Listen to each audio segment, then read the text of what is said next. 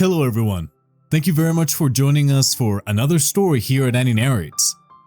And the title for today's story goes like this. I find sister-in-law crying alone at a family party, and when I go to comfort her, she sobs harder and accuses me of betraying her, and mother-in-law overhears and tells me my time with this family is over. Last weekend, I, Emily, 35 female, attended a family gathering at my in-laws' house with my husband Bob, 40 male. Bob and I met more than 7 years ago, and we became close friends. Our relationship has gone through tough times, but now, with 3 kids and another one on the way, we are stronger than ever. We live in a 3-bedroom house not far from my in-laws' house. When we got to the party, it was all nice and friendly. People were enjoying themselves and having a good time. The most important person at the party was my mother-in-law, Sarah, 67 female. She's like the leader of our family, and we always thought of her as someone full of wisdom and kindness. After Bob's father passed away, she took up the job of raising Bob and his brother Christian, 37 male, alone, and for this, I have the utmost respect for her. I have always seen Sarah as a wise and strong woman. She's the one who keeps the ship sailing smoothly, dishing out advice and love in equal measure. Seriously, it's like having Yoda in the family, minus the pointy ears. At the party, she was the life of the gathering, radiating warmth and spreading that grandma magic. Even though our past encounters were a bit rocky, I can't help but admire the woman who played a pivotal role in shaping the amazing human that is my husband. Brenda, 34 female, has been married to Christian for about 6 years and has no kids. Both of them are great people, but I haven't been particularly close to any of them. We only met during family events and have small talk. I would say that Brenda is closer to my kids than she is to me. I never minded it, as it seemed like she was just a sweet person and wanted to have a good connection with her nephews and nieces. Brenda and my mother-in-law Sarah are very close. Sarah has known her for a long time, even before she and Christian started dating. Even though everyone was friendly, I couldn't help but feel a bit left out as I watched how close Sarah and Brenda were. The two always seemed super close, with their jokes and secret looks, which made me feel a bit left out. It wasn't a big deal, but at times I would think about how I also wanted to have that connection with them. But I ignored those feelings that day because I had some big news to share. It was finally time to tell everyone about my pregnancy, a happy secret I'd been keeping. In the middle of all the family love, I thought it was the perfect time to share our big news. I touched Bob's arm to get everyone's attention. The room got quiet as the eyes turned to us, and I got a little nervous. But then, I smiled and told everyone about our upcoming baby. The room exploded with claps and cheers. Family members came over giving us hugs and congratulating us on the new baby. Even Sarah and Brenda joined in with big smiles and happy words. At that moment, the party felt so full of love and togetherness. Little did I know, things would soon change for me in ways I never expected. The happy family party suddenly changed when I saw my sister-in-law Brenda quietly crying in the bedroom as I walked to the bathroom. Even though I wasn't sure if I should go in, I felt worried and went to comfort her. When I went in, Brenda quickly wiped her tears away, trying to hide how sad she was. I asked her what happened. After a bit of talking, Brenda told me the hard truth. She and her husband had been trying for a baby for a long time, but had no success. They even tried different treatments but failed. My heart felt heavy as Brenda explained how tough it had been for her. My pregnancy announcement unintentionally made her feel worse, bringing up her own struggles. At that moment, I felt really sad for Brenda. I said sorry for making her feel bad and told her that I didn't know about her struggles. I tried to encourage her, saying not to give up hope and that there's still time. But then, Brenda, in a really honest moment, shared something. She said that since I already have 3 kids and raising 4 kids would be a lot, she wanted to know if I would let her have my baby. I was really shocked by what she asked. I mean, what kind of person would even ask that? I get that she was hurt, but the audacity to ask a woman for her baby when we weren't even actually close is just so weird. I was angry, mostly shocked with the words that just came out of this woman's mouth. I mean, I am sad for her, but it doesn't give her the right to ask me that. I compose myself and try to talk to her about it, saying that she might be feeling extra emotional right now. But Brenda, feeling desperate and sad, said she thought it could be fair. She saw raising 4 kids as a big challenge, and she thought I would understand since I've had 3 babies. I did feel sorry for Brenda, but what she was asking was absolutely ridiculous. Dealing with Brenda's surprising request was really hard. Before I could even figure out what to say, my mother-in-law Sarah came into the room and knew that something was wrong. Brenda couldn't hold back her tears and told Sarah everything that had happened. At first, Sarah was really worried and hugged Brenda to comfort her. She carefully listened as Brenda talked about her struggles with getting pregnant and all the treatments she had been taking. Then, she got to the point where she asked me for my baby. She told Sarah that since Bob and I already have so many kids, they should share this gift from God with her. Sarah then turned to me and agreed with Brenda. She said having 4 kids was super tough and suggested that I think about what Brenda asked. She also said that I have been fortunate enough to get this gift for the 4th time in my life, and it's time that I share it with others and give my baby to Brenda. Feeling a mix of emotions, from being shocked to upset, I didn't respond as calmly as I should have. I got really mad, and I couldn't believe they thought I would give away my unborn baby. I told them they were acting foolish. I quickly left the room to give myself a moment. The weight of what Brenda and Sarah asked hung in the air, and I could feel everyone's eyes on me as I tried to get away from it. In the hallway, I ran to my husband, Bob, and just told him that we had to leave this party right away. He could tell something was up and asked me about it. Trying to keep things quiet, I just said I wasn't feeling well. As the people started leaving, and only a few stayed around, my mother-in-law and Sarah came up to us in a hurry. She didn't waste time and accused me of being selfish. Bob was confused and asked his mom what was going on. Sarah told him that I had disrespected her and Brenda, and he needed to get me in line. Bob and I were both shocked to hear this. She then told my husband that Brenda and Christian had been trying to have a baby for a long time. According to Sarah, the only way to fix this was for me to give them my baby, and they would pay me for it. We were all left speechless for a moment. After Bob understood what they were asking, he questioned if his mom understood how big of a deal this was. But Sarah didn't back down. She told Bob to take some time to think about it, saying it was a big sacrifice for the family. The whole situation seemed unreal, as Sarah insisted that this was the only way for Brenda and Christian to have a child. Bob was stunned by Sarah's weird request along with the unexpected news about Brenda's difficulties. The atmosphere was really tense at the moment. A couple of guests who were still at the party had heard everything and were still trying to process it. My husband was completely surprised and confused. He asked his mom if she realized how huge her request was. Knowing it had a lot of problems and would make everyone feel a bunch of emotions, he even kind of chuckled. The whole situation just seemed so crazy, and with all the emotions of the night, he couldn't hold it anymore. He looked at me and told me to grab my purse because we needed to leave the party. I got my kids and headed straight to the car. Sarah kept pleading, saying this sacrifice was for the good of the family. Ignoring Sarah's pleading, Bob and I drove away from the growing drama. The seriousness of what happened stuck with us as we drove off. When we got back home and parked in the driveway, the mess from the party was still on our minds. Our phones kept ringing. We decided not to answer the calls, wanting to deal with this tough situation on our own. In the next few days, things got even more complicated. Christian, Brenda's husband, showed up at our door. He seemed really sorry and desperate, and he started talking about the big request that messed up the family. Christian honestly said that he didn't know Brenda was going to ask something like that. He talked about their journey and explained how trying to have a baby took a toll on their feelings and money. He and Brenda tried everything to have a baby. They spent a lot of money on different treatments, and it was a tough journey emotionally.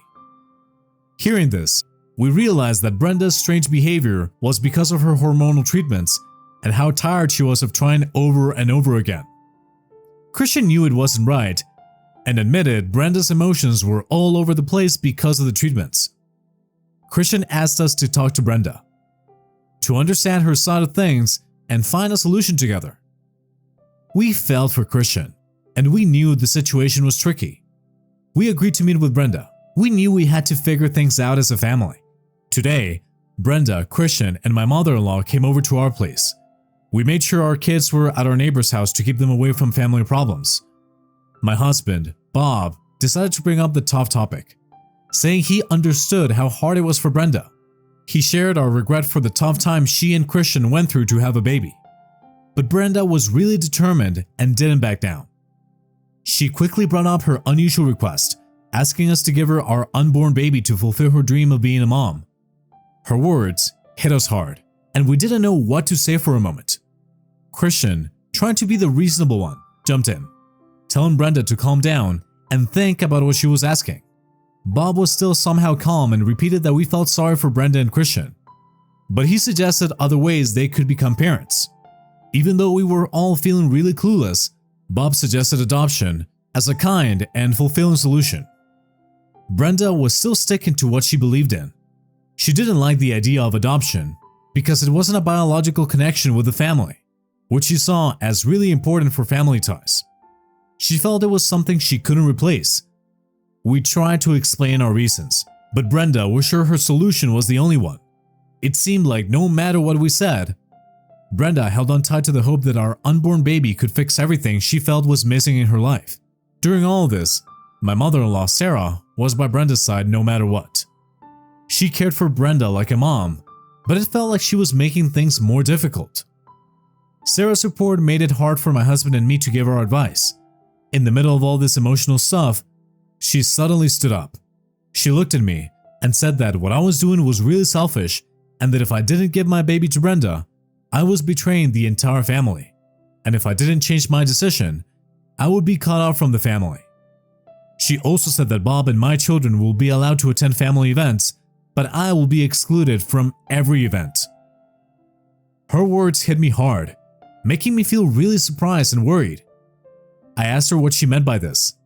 She said that in this family, we treat each other with kindness and respect, and me not doing anything about the pain my sister-in-law was going through makes me a selfish person.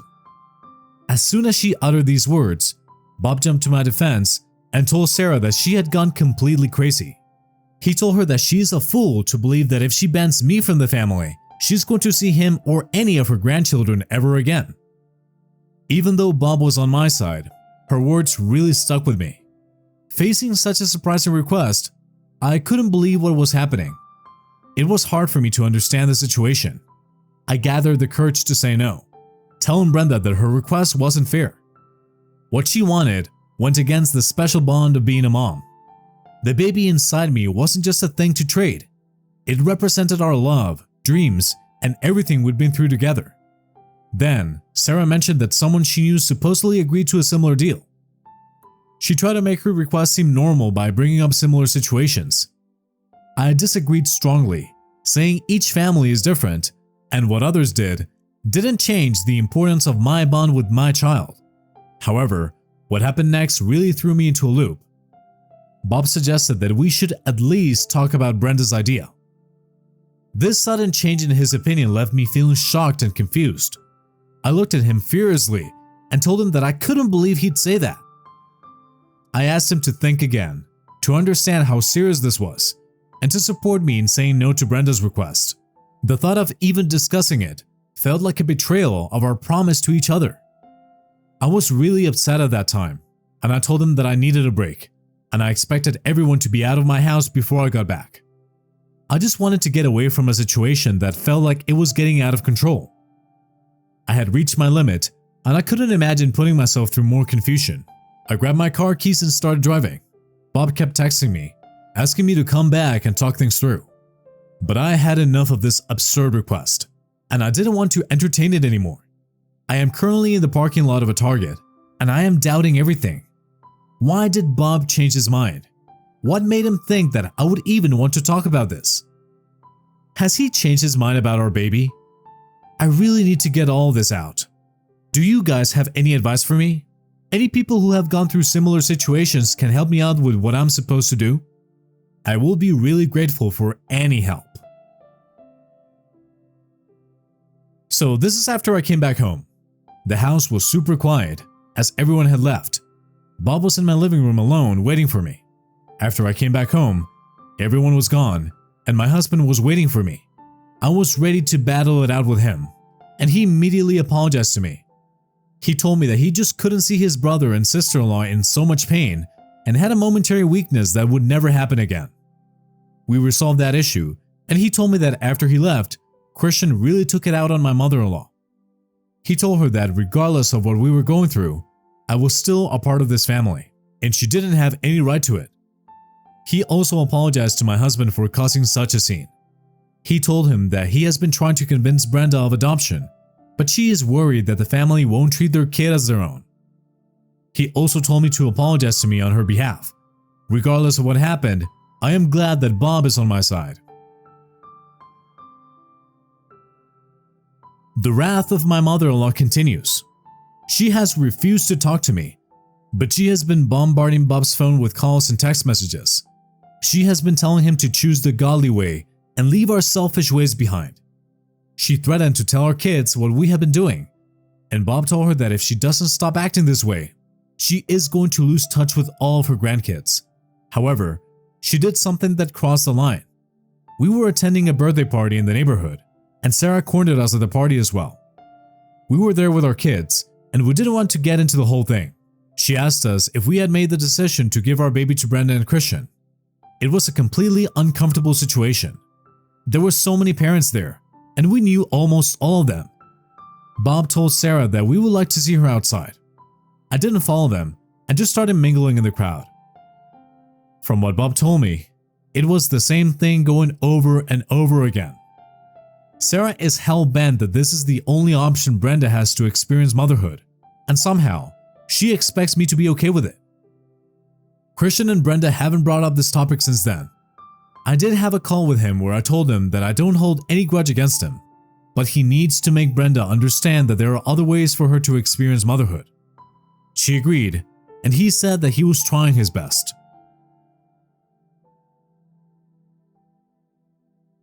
Yesterday, I got a call from Christian saying that he and Brenda wanted to talk to me and Bob. I was a bit hesitant as I didn't want to deal with it all over again, but Christian assured me that I wouldn't have to, so I agreed. They came to our house today, and Brenda started by immediately apologizing to me. She said that years of disappointment and her hormones had made her act that way, but she was still the one to blame. She also apologized to Bob and said that she was wrong for putting us on the spot like that, and thinking back over it now, she understands how out of line she was. She said that she was scared of adopting because she feared that her kid would be treated less, but after talking it out with Christian, she's feeling much more confident. They have applied to a couple of agencies, and they are awaiting a response. We were so happy for her, and I told her that I was going to be there for her every step of the way. Things have been tense with my mother-in-law, since now she doesn't have a point to make as Brenda has decided to adopt. It feels like things have been pushed under the rug. She and Brenda still continue to talk in the same way they used to, and Sarah has been supportive of her adopting a baby. I am still not over what happened, and I'm not going to attend any family events until she apologizes to me. So far, she has refused to do this, and I don't expect anything from her. My husband, my children, and I are going to keep our distance from her until she does so. Hey everyone! I know it's been a while, but I am here for my last update. I finally had my baby. I wanted to drop a quick update and wrap up this thread with some good news. Last week, I started feeling those telltale contractions at home. And let me tell you, it was like, okay, this is happening. The first thing I did was call Bob. We rushed to the hospital, and let me just say, labor is no joke. After more than 10 hours on that roller coaster, and finally, I got to meet my beautiful baby girl, Ruth, named after my awesome grandma. Little Ruthie is here, safe and sound, chilling with her mama. Oh, and guess who made a surprise visit to the hospital? Brenda and Christian. They were over the moon to meet little Ruth and officially welcome her into the family.